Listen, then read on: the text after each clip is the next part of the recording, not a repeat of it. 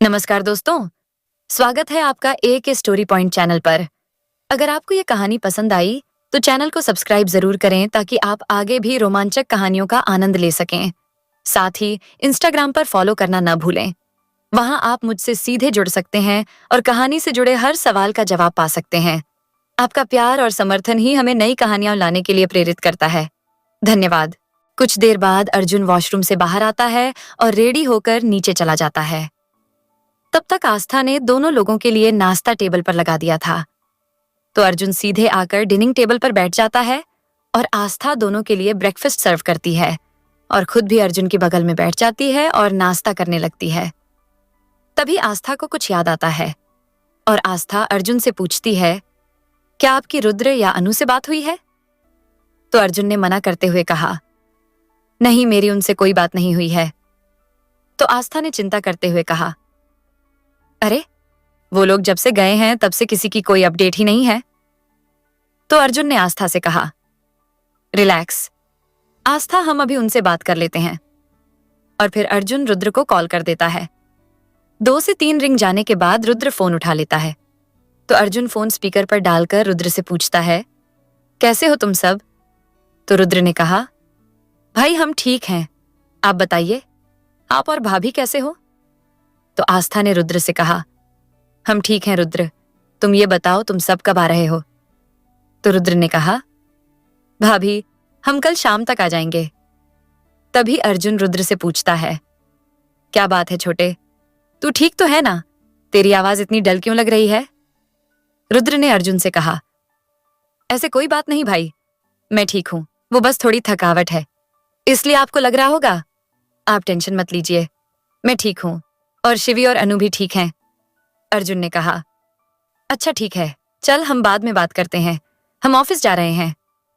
और फिर वो फोन काट देता है और फिर वो दोनों अपना ब्रेकफास्ट खत्म करके ऑफिस के लिए निकल जाते हैं। जब वो लोग गाड़ी में थे तभी अर्जुन के पास अमन का फोन आता है। तो अर्जुन फोन उठा लेता है।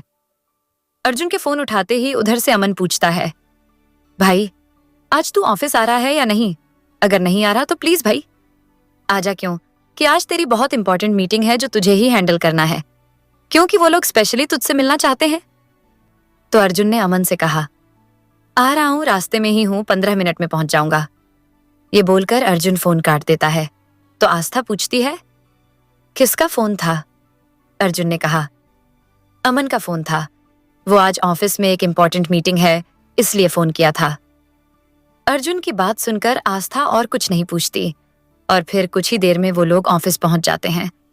अर्जुन अंदर जाकर सीधे मीटिंग के लिए चला जाता है और आस्था अपने कैबिन में जैसे ही आस्था कैबिन में पहुंचती है, तनु भी उसके पीछे पीछे आ जाती है। और फिर तनु ने खुश होते हुए आस्था के फेस को देखकर कहा, ओए होए क्या बात है, आज तो किसी का चेहरा बड़ा ग्लो कर रहा है। अच्छा ये बता, तूने सर को अपनी फीलिंग्स बता दी? तो आस्था हाँ में अपना सिर हिला देती है। तो तनु ने मुस्कुराते हुए कहा, तभी तेरा चेहरा इतना ग्लो कर रहा है, बताना क्या हुआ था तेरे और सर के बीच? तो आस्था ने तनु को घूर कर देखकर कहा, शट अप, तू बहुत बिगड़ती जा रही है। आंटी से बोलकर तेरी भी शादी करवा देती हूं, तो तुझे खुद पता चल जाएगा कि हस्बैंड वाइफ के बीच क्या होता है। तो तनु ने चिढ़ते हुए कहा, क्या यार, तुझे नहीं बताना तो मत बता, लेकिन मेरी शादी के पीछे मत पड़। आस्था ने तनु से पूछा, क्यों तू शादी नहीं करेगी?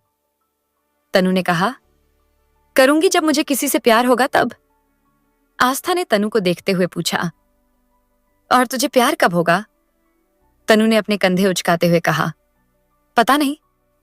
आस्था ने लाचारी से अपना सिर हिलाते हुए कहा, तेरा कुछ नहीं हो सकता। तभी तनु की नजर आस्था की नेक पर जाती है, जहां उसे थोड़ा सा रेड रेड दिख रहा था। क्योंकि वह निशान आस्था के कपड़ों से छुपा हुआ था, इसलिए थोड़ा सा दिख रहा था। तो तनु आस्था के पास जाकर एकदम से उसके दुपट्टे को वहां से हटा देती है। तो तनु को आस्था की नेक पर लव बाइट के निशान दिख जाते हैं। वहीं तनु की हरकत पर आस्था ने चिढ़ते हुए कहा, ये कैसी पागलों जैसी हरकतें कर रही है? तनु ने आस्था को देखकर मुस्कुराते हुए कहा, तू मुझे कुछ बताए या ना बताए, पर तेरे ये निशान तेरी कल की दास्तां बयान कर रहे हैं। तनु के ऐसा बोलने पर आस्था के गाल लाल हो जाते हैं। तो तनु ने आस्था को छेड़ते हुए कहा, ओए होए क्या बात है, कोई शर्मा रहा है? तभी आस्था एक झटके में तनु के हाथ से अपना दुपट्टा ले लेती है और उसे अपनी कैबिन से बाहर निकाल देती है और दरवाजा बंद कर देती है। अभी भी आस्था के गाल लाल थे और वो मुस्कुराते हुए सीधे जाकर अपनी चेयर पर बैठ जाती है। वहीं ऑफिस के सारे एम्प्लॉयज के फोन पर एक साथ एक नोटिफिकेशन आता है, तो सबके फोन एक साथ आवाज करते हैं, जिससे सारे एम्प्लॉयज एक दूसरे को देखने लगते हैं और फिर अपना फोन चेक करते हैं। तो उसमें एक फोटो था जिसे देखकर सारे एम्प्लॉयज की आंखें हैरानी से बड़ी हो जाती हैं और वो लोग आपस में बातें करने लगते हैं। तभी आस्था अपने कैबिन से बाहर आती है और अर्जुन की कैबिन की तरफ जाने लगती है।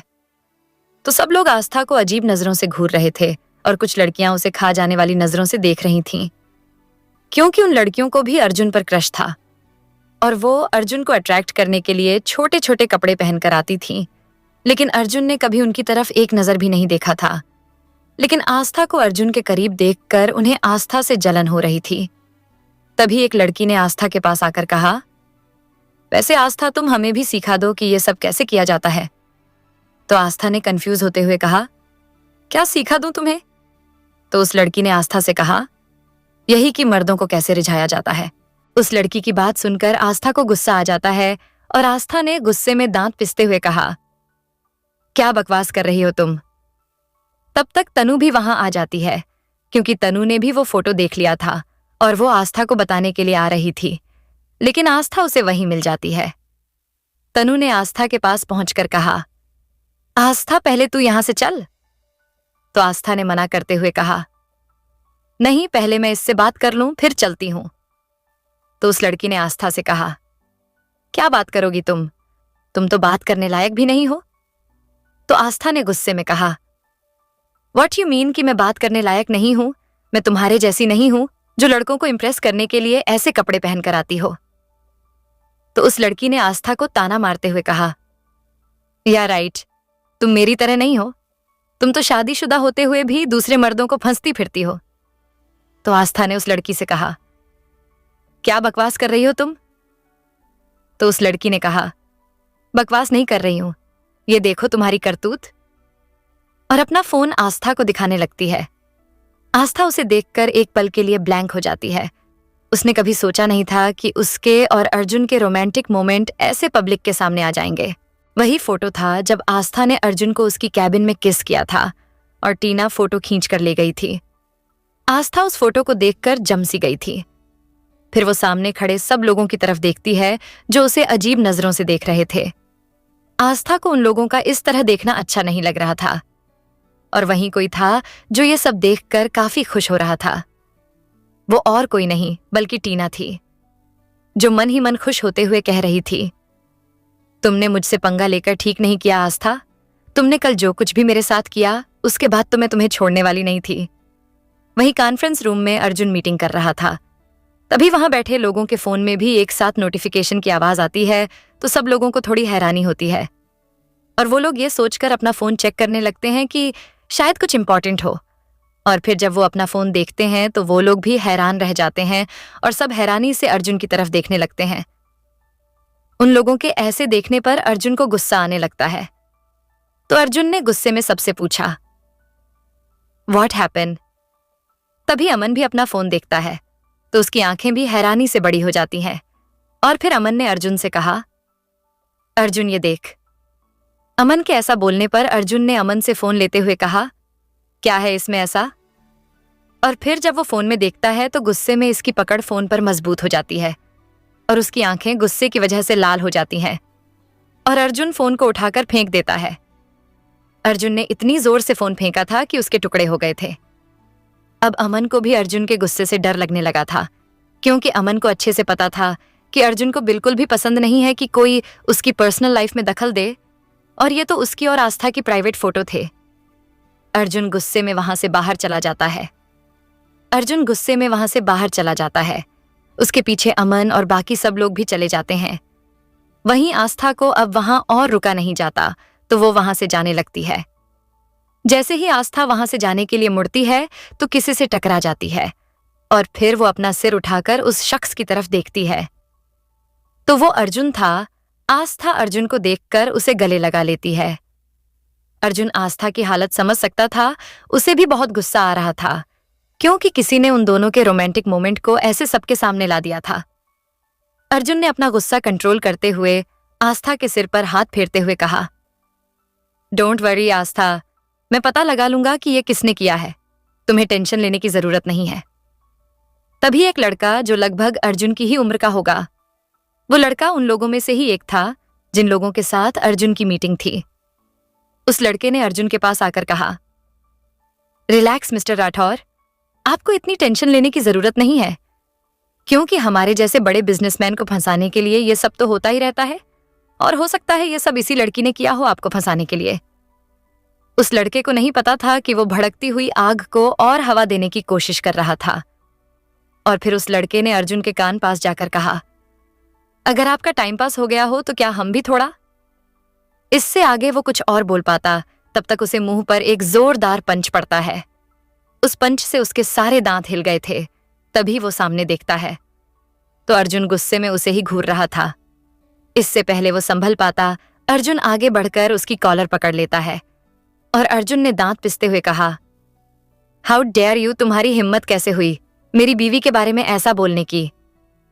और फिर अर्जुन उसके मुंह पर एक और पंच मार देता है। वहीं सारे एम्प्लॉयज ये सुनकर हैरान थे, और वहीं टीना को तो अपने कानों पर बिलीव ही नहीं हो रहा था। वो ये सोच रही थी कि शायद अर्जुन आस्था को बचाने के लिए झूठ बोल रहा है, क्योंकि अगर अर्जुन की शादी हुई होती तो ये बात मीडिया में जरूर पता चलती। लेकिन उसकी शादी के बारे में कोई खबर ही नहीं आई थी। वहीं आस्था अर्जुन के गुस्से को देखकर घबरा गई थी, क्योंकि अर्जुन उस लड़के को बहुत बेरहमी से मार रहा था, लेकिन अर्जुन को कोई रोकने की हिम्मत ही नहीं कर पा रहा था। तो आस्था ने अर्जुन को रोकते हुए कहा, क्या कर रहे हैं आप, छोड़िए उसे, वो मर जाएगा। लेकिन अर्जुन तो उसे छोड़ने का नाम ही नहीं ले रहा था। तभी आस्था ने चिल्लाते हुए कहा, अर्जुन मैंने कहा छोड़िए उसे। आस्था के चिल्लाने से अर्जुन उस लड़के को छोड़ देता है तो वो लड़का वहीं गिर जाता है। फिर अर्जुन ने मीटिंग के लिए आए लोगों की तरफ देखकर कहा, डील इज ओवर, मुझे आप लोगों के साथ कोई डील नहीं करनी।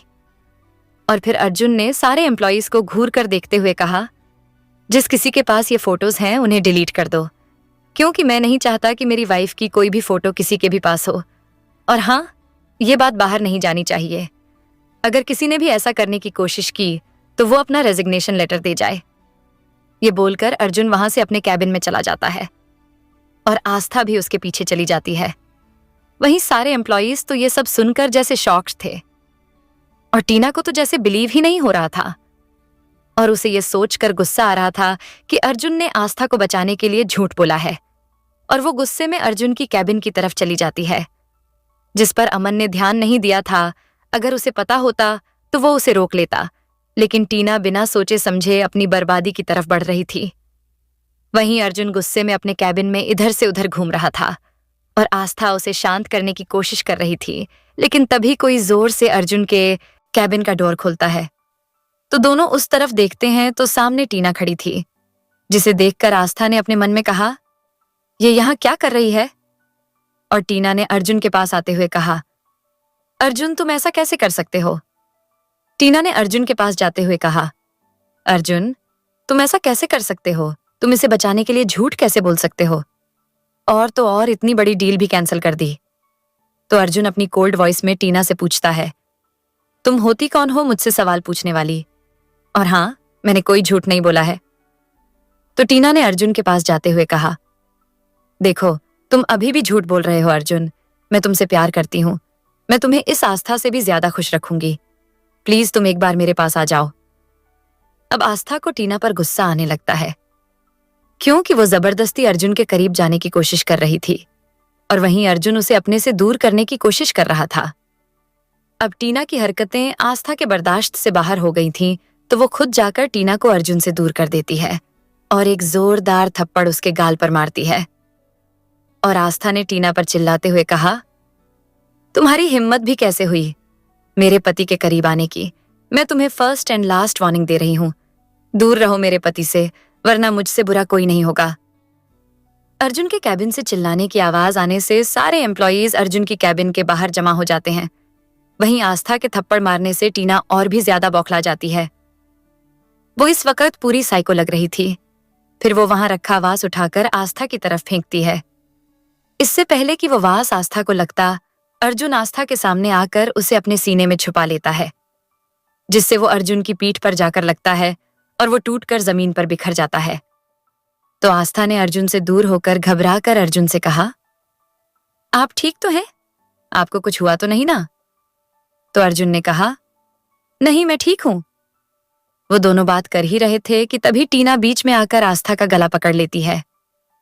ये देखकर अर्जुन को टीना पर काफी गुस्सा आ जाता है और टीना को आस्था दूर करता है और एक जोरदार थप्पड़ उसके गाल पर मारता है। अर्जुन ने इतनी जोर से थप्पड़ मारा था कि वो सीधे जमीन पर जाकर गिरती है। अर्जुन ने टीना को इतनी जोर से थप्पड़ मारा था कि उसकी आवाज बाहर तक सुनाई देती है और वहीं टीना तो अर्जुन के थप्पड़ से बेहोश ही होने वाली थी। उस जोरदार थप्पड़ की आवाज सुनकर अमन जल्दी से अंदर आता है तो देखता है कि टीना जमीन पर गिरी हुई है और अर्जुन गुस्से में उसे घूर रहा है। तभी अर्जुन ने अमन को देखकर कहा, पुलिस को बुलाओ अभी। अमन अर्जुन की बात सुनकर जल्दी से पुलिस को कॉल करता है। वहीं जब टीना ये सुनती है तो उसने अर्जुन से रोते हुए कहा, तुम ऐसा नहीं कर सकते अर्जुन, मैं तुमसे प्यार करती हूं, तुम मुझे पुलिस में नहीं दे सकते? मुझे पता है तुम भी मुझसे प्यार करते हो। टीना ये सब बोलते हुए किसी पागल से कम नहीं लग रही थी। तभी वहां पर टीना के पापा भी आ जाते हैं। जब वो टीना की हालत देखते हैं तो वो शॉक्ड रह जाते हैं। तभी अर्जुन ने उन्हें देखते हुए कहा, मिस्टर कपूर, आपकी बेटी ने जो हरकत की है उसकी सजा आपको भी मिलेगी और इसे तो मैं सलाखों के पीछे पहुंचा ही दूंगा। तो मिस्टर कपूर ने अर्जुन के सामने गिड़गिड़ाते हुए कहा, नहीं मिस्टर राठौर, आप प्लीज ऐसा मत कीजिए। टीना की तरफ से मैं माफी मांगता हूं, प्लीज उसे जेल मत भेजिए। तो अर्जुन ने गुस्से में कहा, आपको पता भी है कि आपकी बेटी ने क्या हरकत की है जो आप उसे जेल भेजने से मना कर रहे हैं? आपकी बेटी ने मेरी वाइफ की जान लेने की कोशिश की है। अगर आस्था को कुछ हो जाता तो मैं उसे जेल नहीं सीधा जान से मार देता। मिस्टर कपूर अपनी बेटी की हरकत के बारे में सुनकर दंग रह जाते हैं। तभी उन्होंने अर्जुन से माफी मांगते हुए कहा, देखिए मिस्टर राठौर, मैं मानता हूं कि टीना से गलती हुई है, लेकिन इसमें उसका कोई दोष नहीं है। अगर गलती किसी की है तो वो मेरी है। ये जानते हुए भी टीना की दिमागी हालत ठीक नहीं है, फिर भी मैंने उसे आपके साथ प्रोजेक्ट करने के लिए हाँ बोल दिया था। जब मिस्टर कपूर ने ये कहा कि टीना मेंटली अनस्टेबल है तो सब लोग शॉक्ड रह जाते हैं। तो अर्जुन मिस्टर कपूर से पूछता है, व्हाट यू मीन कि उसकी दिमागी हालत ठीक नहीं है? तो मिस्टर कपूर ने अर्जुन से कहा, टीना को ऑब्सेसिव लव डिसऑर्डर है। ये एक ऐसी मानसिक बीमारी है जिसमें इंसान अगर किसी को पसंद करने लगता है तो उसे ऐसा लगने लगता है जैसे सामने वाले इंसान पर बस उसका ही हक है और उसे भी उससे प्यार करना चाहिए। अगर सामने वाला इंसान उससे प्यार नहीं करता तो वो अपने आप पर से कंट्रोल खो देता है। इससे वो खुद को या फिर दूसरों को भी नुकसान पहुंचा सकता है। मिस्टर कपूर की बात सुनकर अर्जुन पूछता है, और ये बात आपको कैसे पता चली? मिस्टर कपूर ने अर्जुन से कहा, वो जब टीना कॉलेज में थी तब वो एक लड़के को पसंद करने लगी थी, लेकिन वो लड़का टीना को पसंद नहीं करता था बल्कि किसी और से प्यार करता था। जब टीना को इस बारे में पता चला तो टीना ने उस लड़की को कॉलेज की सीढ़ियों से धक्का दे दिया था, जिससे उस लड़की को काफी चोट भी आई थी। उसके बाद मैंने टीना को डॉक्टर को दिखाया, तब मुझे पता चला, और उसके बाद मैंने टीना को लंदन भेज दिया था। शायद मुझे लगा कि ये ठीक हो जाएगी। मिस्टर कपूर की बात सुनकर अर्जुन ने गुस्से में कहा, यही तो प्रॉब्लम है मिस्टर कपूर की। आपको लगा आपने डॉक्टर को दिखाकर कंफर्म नहीं किया कि आपकी बेटी ठीक है या नहीं। अगर आज उसके पागलपन की वजह से आस्था को एक खरोंच भी आ जाती ना, तो मैं आपकी बेटी को जिंदा नहीं छोड़ता। अब बेहतर होगा कि आप अपनी इस पागल बेटी को ले जाइए और जाकर किसी अच्छे डॉक्टर से इलाज करवाइए। तो मिस्टर कपूर टीना को ले जाने लगते हैं, लेकिन टीना जाने के लिए तैयार ही नहीं थी। तो मिस्टर कपूर जबरदस्ती टीना को वहां से ले जाते हैं। तो वहीं बाहर जाते हुए टीना ने आस्था को देखकर कहा, तुमने अच्छा नहीं किया आस्था, अर्जुन को मुझसे छीन कर याद रखना। मैं वापस आऊंगी और अपने अर्जुन को तुमसे छीन लूंगी। टीना की बात सुनकर आस्था को अपने मन में एक अजीब सा डर लगने लगता है कि कहीं अगर टीना ने सच में उसे अर्जुन से दूर कर दिया तो वो क्या करेगी। अर्जुन से दूर जाने के बारे में सोचकर ही आस्था अंदर तक कांप जाती है। उसे अंदर से एक अजीब से डर ने घेर लिया था। उसे दिमाग में तो बस टीना की कही हुई बातें ही घूम रही थी। तभी अर्जुन आस्था को बुलाता है, लेकिन आस्था को तो जैसे उसकी आवाज सुनाई ही नहीं देती। वो तो बस अपनी ही सोच में डूबी हुई थी। तभी अर्जुन आस्था के पास जाकर उसके गाल पर हाथ रखकर पूछता है, क्या हुआ आस्था, मैं तुम्हें कब से बुला रहा हूं, तुम कोई जवाब क्यों नहीं दे रही हो?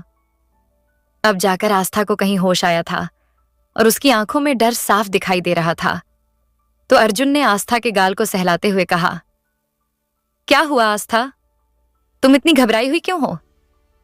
तो आस्था ने जबरदस्ती का मुस्कुराते हुए कहा, नहीं मैं ठीक हूं, कुछ नहीं हुआ। लेकिन आप ठीक हो? आपको कहीं चोट तो नहीं आई? तो अर्जुन ने आस्था से कहा, हाँ मैं ठीक हूं। तो आस्था ने अर्जुन को चेयर पर बिठाते हुए कहा, मुझे देखने दीजिए, कहीं आपको चोट तो नहीं आई?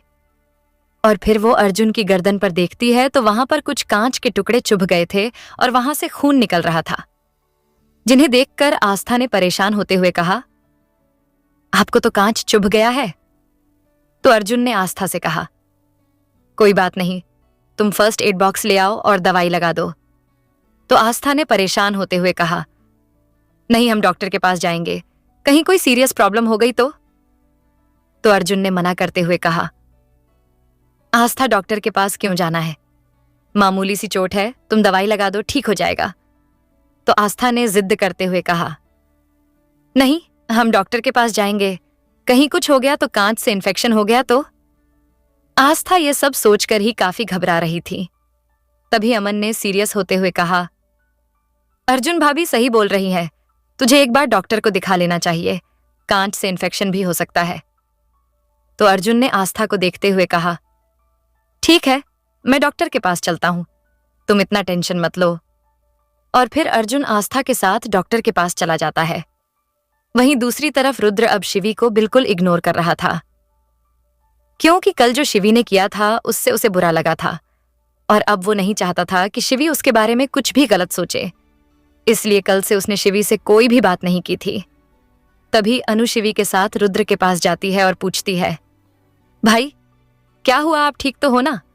क्योंकि कल से मैं देख रही हूं आप कुछ अपसेट हो। और फिर अनु रुद्र के गाल को देखती है, जहां पर अभी भी शिवी की उंगलियों के निशान थे। तो अनु ने रुद्र के गाल को छूकर देखते हुए कहा, भाई रात में तो मुझे ठीक से दिखा नहीं था और आपने कहा था कि किसी कीड़े ने काटा है, लेकिन ये किसी की उंगलियों के निशान है। फिर अनु ने रुद्र को देखते हुए कहा, भाई आप सच सच बताइए, आपका किसी से झगड़ा हुआ है? रुद्र ने अनु से कहा, ऐसा कुछ नहीं हुआ, तू अपना दिमाग मत चला, और हाँ ये किसी कीड़े ने ही काटा है। ये बोलकर वो वहां से चला जाता है। रुद्र के जाने के बाद अनु ने शिवी से कहा, पता नहीं ये भाई को क्या हुआ है, कल से कुछ अजीब ही बिहेव कर रहे हैं। तो शिवी ने अनु से कहा, अनु वो शायद मेरी वजह से ऐसा बिहेव कर रहा है। तो अनु शिवी से पूछती है, क्यों क्या हुआ, क्या तुम्हारा भाई से झगड़ा हुआ है? तो शिवी ने हकलाते हुए कहा, वो मैंने रुद्र को थप्पड़ मार दिया था। जैसे ही शिवी ये कहा कि उसने रुद्र को थप्पड़ मारा था, तो अनु ने हैरानी से कहा, क्या, लेकिन क्यों, तुमने भाई को थप्पड़ क्यों मारा? तो शिवी ने कहा, वो मुझे मिसअंडरस्टैंडिंग हो गई थी। अनु ने शिवी से पूछा, कैसी मिसअंडरस्टैंडिंग हो गई थी?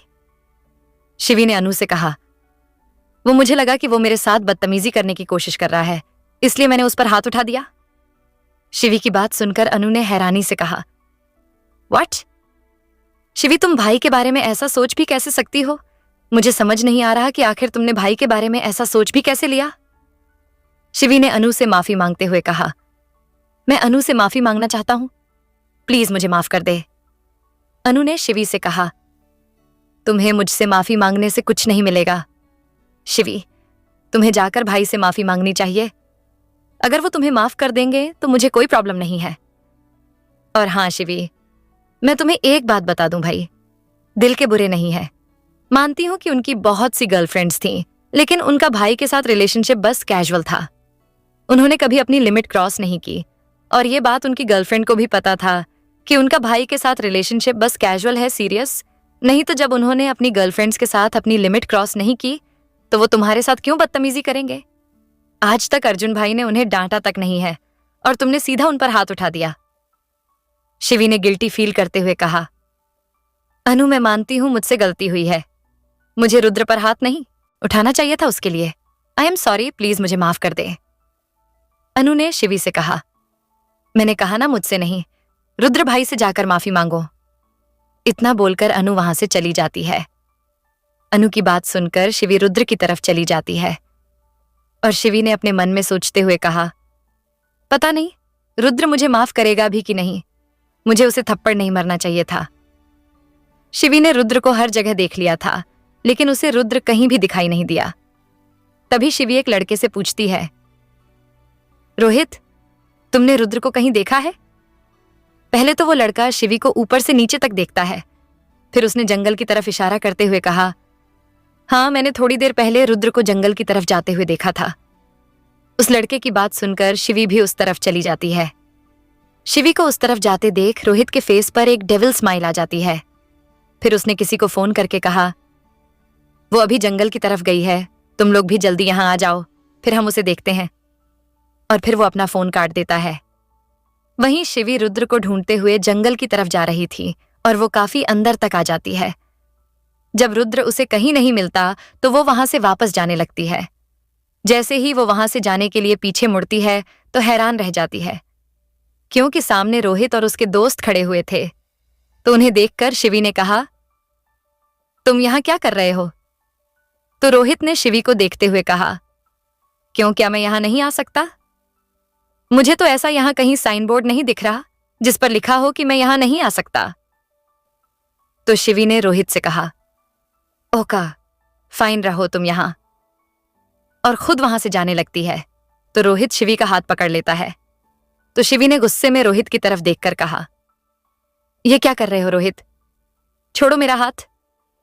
तो रोहित ने एक डेविल स्माइल के साथ कहा, ऐसे कैसे छोड़ दूं मैं तुम्हारा हाथ, अभी तो तुमसे मुझे मेरा हिसाब बराबर करना है। शिवी ने गुस्से में कहा, कैसा हिसाब? रोहित ने शिवी से पूछा, तुम्हें राहुल याद है? शिवी ने मना करते हुए कहा, मैं किसी राहुल को नहीं जानती और तुम मुझसे क्यों पूछ रहे हो? रोहित ने शिवी से कहा, कोई बात नहीं, अभी याद आ जाएगा। फिर उसने अपना फोन निकालकर शिवी को एक फोटो दिखाते हुए कहा, जानती हो, इसे गौर से देखो। शिवी, जानती हो ना इसे? उस फोटो को देखकर शिवी के फेस पर घबराहट साफ दिखाई दे रही थी। फिर शिवी ने अपनी घबराहट को छुपाते हुए रोहित से कहा, कौन हो तुम? तो रोहित ने शिवी से पूछा, क्यों, इसे देखकर तुम्हें कुछ याद आया क्या? अब शिवी को डर लगने लगा था कि कहीं रोहित उसके साथ कुछ गलत ना कर दे, और फिर वो रोहित से जबरदस्ती अपना हाथ छुड़ाने लगती है। लेकिन रोहित ने शिवी का हाथ बहुत मजबूती से पकड़ा हुआ था और वो छोड़ने का नाम ही नहीं ले रहा था। तो शिवी ने रोहित पर चिल्लाते हुए कहा, रोहित, मेरा हाथ छोड़ो, जाने दो मुझे। तो रोहित ने शिवी से कहा, नहीं, मैं तुम्हें यहां से इतनी आसानी से नहीं जाने दूंगा। तुमने जो राहुल के साथ किया था उसका तुमसे बदला लेकर रहूंगा। शिवी ने रोहित से कहा, पागल हो गए हो क्या? मैंने उसके साथ कुछ गलत नहीं किया था। मैंने तो वही किया था जो सही था, क्योंकि उसने गुनाह किया था और उसके गुनाह की सजा उसे मिली, समझे तुम? रोहित ने शिवी पर चिल्लाते हुए कहा, उसने कोई गलती नहीं की थी शिवी, उसने बस प्यार किया था। और तुमने उसके साथ क्या किया? जेल भिजवा दिया उसे, और उसे यह सब बर्दाश्त नहीं हुआ। तो जेल में उसने खुद खुशी कर ली भाई था वो मेरा, और तुमने मुझसे मेरा भाई छीना है। उसकी सजा तो मैं तुम्हें देकर ही रहूंगा।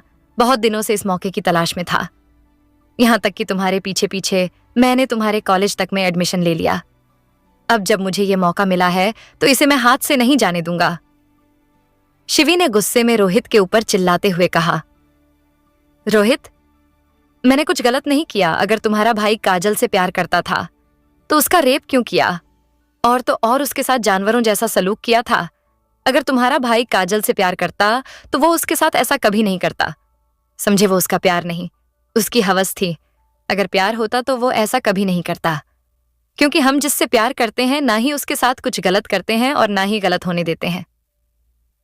तो रोहित ने शिवी से कहा, हाँ, किया था उसने उसका रेप। तो क्या गलत किया? अगर वो लड़की उसके प्यार को एक्सेप्ट कर लेती तो वो कभी उसके साथ ऐसा नहीं करता। लेकिन उसने उसके प्यार को एक्सेप्ट ही नहीं किया, तो उसे ऐसा कदम उठाना पड़ा। तो शिवी ने गुस्से में कहा, क्या? ये क्या बोल रहे हो तुम रोहित? तुम्हारा दिमाग खराब तो नहीं है? अगर कोई लड़की किसी के प्यार को एक्सेप्ट करने से मना कर दे तो वो लड़का उस लड़की का रेप कर दे। ये बात सही है। आज तुम जैसे लड़कों की वजह से ही लड़कियां सेफ नहीं हैं। तुम जैसे लोगों की वजह से लड़कियां घर से बाहर निकलने से भी डरती हैं। और वैसे भी मैंने तो बस काजल को इंसाफ दिलाया था, और अगर तुम्हारे भाई से उसकी सजा बर्दाश्त नहीं हुई तो मैं क्या कर सकती हूं? तो रोहित ने शिवी से कहा, बहुत शौक है ना तुम्हें दूसरों को इंसाफ दिलाने का। अब मैं भी देखता हूं तुम्हें कौन इंसाफ दिलाएगा। और वो शिवी को वहां से ले जाने के लिए जैसे ही आगे बढ़ता है तो शिवी उसे धक्का देकर वहां से भाग जाती है। तो रोहित और उसके दोस्त भी उसे पकड़ने के लिए उसके पीछे भागते हैं। वहीं आस्था अर्जुन को लेकर डॉक्टर के पास चली जाती है, और जब डॉक्टर अर्जुन का ट्रीटमेंट कर रहा था तब भी आस्था के चेहरे पर टेंशन साफ दिख रही थी, और वहीं अर्जुन आस्था को ही देख रहा था। और फिर कुछ देर बाद डॉक्टर अर्जुन का ट्रीटमेंट करने के बाद अपनी चेयर पर आकर बैठ जाता है। तभी आस्था डॉक्टर से पूछती है, क्या हुआ डॉक्टर? सब ठीक तो है ना? कोई टेंशन लेने वाली बात तो नहीं है ना? तो डॉक्टर ने आस्था को देखते हुए कहा, don't worry Mrs Rathore. Mister Rathore बिल्कुल ठीक है, आपको टेंशन लेने की जरूरत नहीं है। वो जो कांच था उसमें ऐसा कुछ नहीं था जिससे किसी भी तरह का कोई इन्फेक्शन फैले, तो आप बेफिक्र रहिए। तभी अर्जुन ने आस्था से कहा, देखा, मैंने कहा था ना, ऐसा कुछ नहीं है। तुम बेवजह टेंशन ले रही थी। अब चलो यहां से हम घर चलते हैं। तो आस्था ने अर्जुन से कहा, आपकी तो मीटिंग है तो आपको ऑफिस जाना चाहिए, आप घर क्यों जा रहे हैं? तो अर्जुन ने आस्था से कहा, मीटिंग है नहीं, मीटिंग थी। अब कोई मीटिंग नहीं है तो तुम उसकी टेंशन मत लो। और हाँ, तुमसे बढ़कर मेरे लिए कुछ भी इंपॉर्टेंट नहीं है। और अभी तुम ठीक नहीं हो तो घर जाकर थोड़ा आराम कर लेना तो तुम्हें बेटर फील होगा। और फिर वो दोनों वहां से घर के लिए जा रहे थे। तभी अर्जुन ने अमन को फोन करता है और कहता है, अमन तुम मेरे कैबिन में जाओ, वहां हमारे दिल्ली वाले प्रोजेक्ट की फाइल होगी, उसे लेकर तुम घर आ जाओ। और फिर अर्जुन ने आस्था की तरफ देखकर कहा, और हाँ, तुम तनु को भी अपने साथ ले आना। और फिर अर्जुन बिना अमन की बात सुने फोन काट देता है। इस वक्त अर्जुन आस्था को ही देख रहा था, जो उसके कंधे पर अपना सिर रखे हुए सो रही थी। अभी भी आस्था के फेस पर टेंशन थी, और वो अर्जुन के हाथ को ऐसे पकड़े हुए थी जैसे अगर उसने अर्जुन के हाथ को छोड़ा तो वो उससे कहीं दूर चला जाएगा। वहीं अर्जुन का फोन कटने के बाद अमन ने खुद से कहा, अर्जुन ने तो बोल दिया कि तनु को भी अपने साथ ले आना, लेकिन उस आफत को अपने साथ लेकर कैसे जाऊंगा? 2 मिनट के लिए भी चुप नहीं रहती। उसे देखकर ऐसा लगता जैसे उसके मुंह में टैप रिकॉर्डर लगा है, और उसकी बकवास सुनकर मेरा मूड ऑफ हो जाता है। और उसे मैं अर्जुन के घर तक कैसे बर्दाश्त करूंगा? वो वहां पहुंचने तक मेरा सिर खा जाएगी। लेकिन जो भी हो, लेकर तो जाना ही पड़ेगा। अगर उसे लेकर नहीं गया तो वो खड़ूस मुझे घर में भी घुसने नहीं देगा। और फिर वो वहां से तनु के पास चला जाता है। अमन जैसे ही तनु के पास पहुंचता है तो तनु की टेबल का हाल देखकर अमन के मुंह में से यही निकलता है, व्हाट द हेल, क्या है ये सब? तो तनु ने अमन को देखकर कहा, तुम्हें नहीं दिखाई देता कि ये क्या है? अगर तुम नहीं जानते तो तुम्हारी जानकारी के लिए बता दूं कि इसे खाना कहते हैं और इसे खाया जाता है। तनु की बात सुनकर अमन ने चिढ़ते हुए कहा, आई नो इसे खाना कहते हैं, लेकिन मैं ये बोल रहा हूं कि तुमने टेबल का क्या हाल बना रखा है। इसे देखकर ऐसा लग रहा है कि यहां कोई इंसान नहीं जानवर खाना खा रहा है। तो तनु ने अमन को घूरते हुए कहा, तुम कहना क्या चाहते हो कि मैं जानवर हूं? तो अमन ने तनु से कहा, यहां की हालत देखकर तो यही लगता है। खैर छोड़ो, मैं यहां तुमसे कोई बहस करने नहीं आया हूं। मैं तुम्हें यहां ये बताने आया था कि तुम्हें मेरे साथ अर्जुन के घर चलना है, क्योंकि उसने तुम्हें बुलाया है। तो ठीक 10 मिनट बाद मुझे नीचे मिलना। और अमन बिना तनु की बात सुने वहां से चला जाता है। वहीं शिवी रोहित और उसके दोस्तों से बचकर भाग रही थी, और भागते हुए ही वो किसी से टकरा जाती है। इस वक्त शिवी का सिर उस शख्स के सीने पर था। शिवी ने उस शख्स का चेहरा नहीं देखा था, जिससे उसे लगा कि ये रोहित के दोस्तों में से ही कोई है। ये सोचकर ही शिवी के डर की वजह से हाथ पैर ठंडे पड़ जाते हैं, और उसका शरीर तो डर की वजह से कांप रहा था। शिवी को यह लग रहा था कि आज तो उसे कोई नहीं बचा सकता। तभी वो हिम्मत करके उस शख्स के फेस की तरफ देखती है। उस शख्स को देखकर शिवी की जान में जान आती है। अब जाकर वो राहत की सांस लेती है। तब तक रोहित और उसके दोस्त भी वहां आ जाते हैं। शिवी उस शख्स का चेहरा देखती है तो एक राहत की सांस लेती है, क्योंकि वो कोई और नहीं रुद्र था। रुद्र को देखकर शिवी जल्दी से जाकर उसके गले लग जाती है। इस तरह अचानक शिवी के गले लगने से रुद्र को कुछ समझ नहीं आता, लेकिन अंदर से उसे शिवी का गले लगना काफी अच्छा लग रहा था। तभी उसे फील होता है कि शिवी कुछ घबराई हुई है, तो वो शिवी से पूछता है, शिवी क्या हुआ, तुम ठीक तो हो ना? लेकिन शिवी रुद्र की बात का कोई जवाब नहीं देती, बल्कि वो रुद्र को और मजबूती से गले लगा लेती है, जिससे रुद्र समझ जाता है कि जरूर कोई बात है। इससे पहले वो और कुछ शिवी से पूछता, तब तक रोहित और उसके दोस्त वहां आ जाते हैं। जब रुद्र रोहित और उसके दोस्तों को वहां देखता है, वो भी ऐसे शिवी के पीछे भागते हुए, तो उसे सब समझ आ जाता है कि जरूर शिवी इन लोगों से ही बचकर भाग रही थी। तभी रोहित ने रुद्र को देखकर कहा, लड़की को छोड़ो और जाओ यहां से। तो रुद्र ने रोहित से कहा, 1 मिनट, लड़की को छोड़ना तो पॉसिबल है, लेकिन यहां से जाना वो पॉसिबल नहीं है, क्योंकि ये कोई तुम्हारी प्राइवेट प्रॉपर्टी नहीं है। तो मैं क्यों यहां से जाऊं? तो रोहित ने कहा, ओक फाइन, अगर तुम्हें नहीं जाना तो मत जाओ, लेकिन लड़की को तो हम अपने साथ लेकर जाएंगे, तुम रहो यहीं। रुद्र ने कहा, ओक ले जाओ, मुझे कोई प्रॉब्लम नहीं है। क्या लगता है, क्या रुद्र शिवी को ऐसे ही रोहित को ले जाने देगा? क्या रुद्र शिवी से अभी भी नाराज है? जानने के लिए सुनते रहिए सिर्फ और सिर्फ एक के स्टोरी पॉइंट चैनल पर।